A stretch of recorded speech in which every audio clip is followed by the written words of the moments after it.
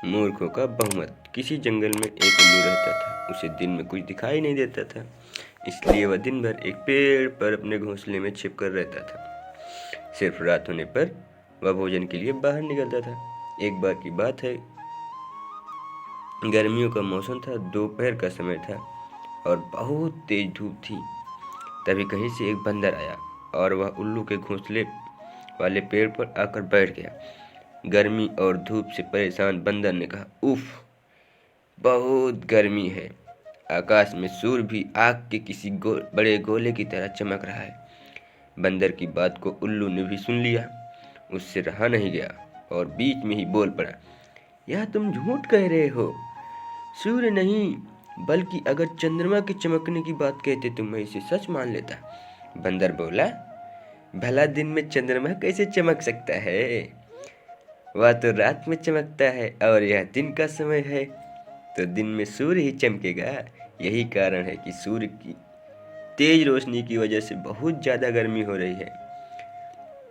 उस बंदर ने उल्लू को अपनी बात समझाने का बहुत प्रयास किया। दिन में सूरज ही चमकता है, चंद्रमा नहीं। लेकिन उल्लू भी अपनी ही जिद पर अड़ा था। उसके बाद उल्लू ने कहा, चलो हम दोनों मेरे एक मित्र के पास चलते हैं, वही इसका निर्णय करेगा। बंदर और उल्लू दोनों एक दूसरे पेड़ पर गए। उस पेड़ पर उल्लुओं का एक बहुत बड़ा झुंड था। उल्लू ने सभी को बुलाया और उनसे कहा कि दिन में आकाश में सूरज चमक रहा है या नहीं, यह तुम सब मिलकर बताओ। उल्लू की बात सुनकर उल्लुओं का पूरा झुंड हंसने लगा। वह बंदर की बात का मजाक उड़ाने लगे। उन्होंने कहा, नहीं, तुम बेवकूफ़ों जैसी बात कर रहे हो।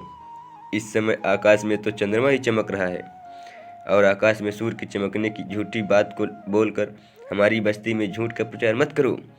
उल्लू के झूठ की बात सुनने के बाद भी बंदर अपनी ही बात पर अड़ा था, जिसे देखकर सभी उल्लू गुस्सा हो गए और वे सारे के सारे बंदर मारने के लिए उस पर झपट पड़े।